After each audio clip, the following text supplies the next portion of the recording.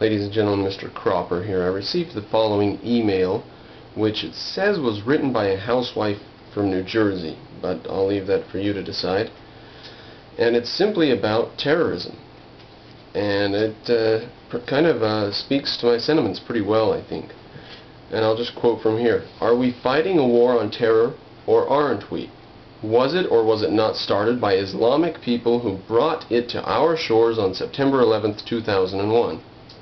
Now, just a small intercession here. They brought it to our shores much earlier in other terrorist attacks, like the 1996 attempt to blow down the World Trade Center. It is Islamic people who brought it to our shores. When is a different question. Were people from all over the world, mostly Americans, not brutally murdered that day in downtown Manhattan, across the Potomac from our nation's capital, and in a field in Pennsylvania?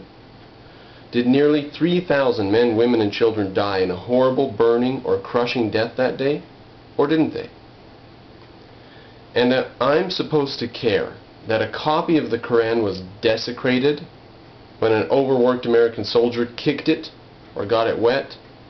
Well, I don't. I don't care. I don't care at all.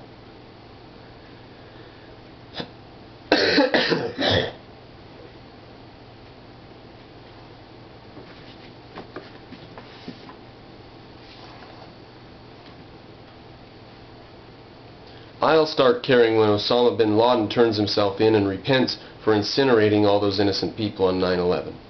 I'll care about the Quran when the fanatics in the Middle East start caring about the Holy Bible, the mere possession of which is a crime in Saudi Arabia.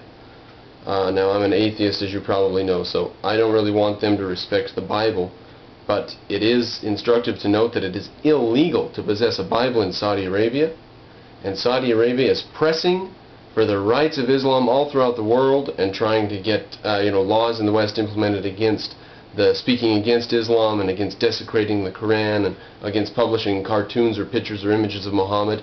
So how can we respect their rights when they're on a campaign against ours? But the Bible thing, that's all fine. I'll care when these thugs tell the world that they are sorry for hacking off Nick Berg's head while Berg screamed through his gurgling, slashed throat. Really gruesome, but our opponents are gruesome. I'll care when the cowardly so-called insurgents in Iraq come out and fight like men instead of disrespecting their own religion by hiding in mosques. Now, as I understand it, mosques are centers of resistance and war in Islamic faith.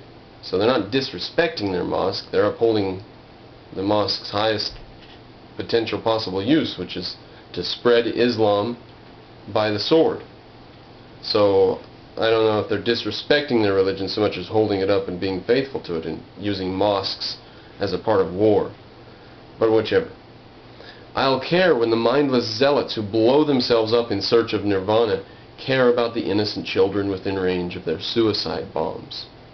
I'll care when the American media stops pretending that their First Amendment liberties are somehow derived from international law instead of the United States Constitution and Bill of Rights. In the meantime, when I hear a story about a brave Marine roughing up an Iraqi terrorist to obtain information, know this: I don't care. When I see a fuzzy photo of a pile of naked Iraqi prisoners who have been humiliated in what amounts to a college hazing incident, rest assured, I don't care. When I see a wounded terrorist get shot in the head when he is told not to move because he might be booby-trapped, you can take it to the bank, I don't care. When I hear that a prisoner who was issued a Quran and a prayer mat and fed special food that is paid for by my tax dollars is complaining that his holy book is being mishandled, you can absolutely believe in your heart of hearts, I do not care. And oh, by the way, I've noticed that sometimes it's spelled K-O-R-A-N and other times Q-U-R-A-N. Well, Jimmy cracked corn, and you guessed it, I don't care. And then it says, it exhorts you to send this email on to your friends and family, and says eventually it'll get to the people responsible for this ridiculousness. I don't know. But it says if you don't agree, then by all means hit delete, and just delete this email. Should you choose to delete it, please don't complain when more atrocities committed by radical Muslims happen here in our great country. So if it comes to our shores again, you're partially responsible if you don't spread the word to whatever extent you can.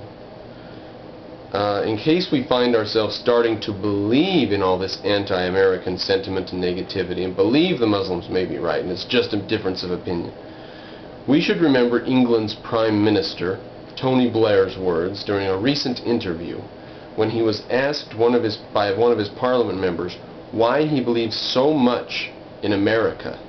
He said, quote, "A simple way to take measure of a country is to look at how many want in and how many want out." Everybody wants to get into America.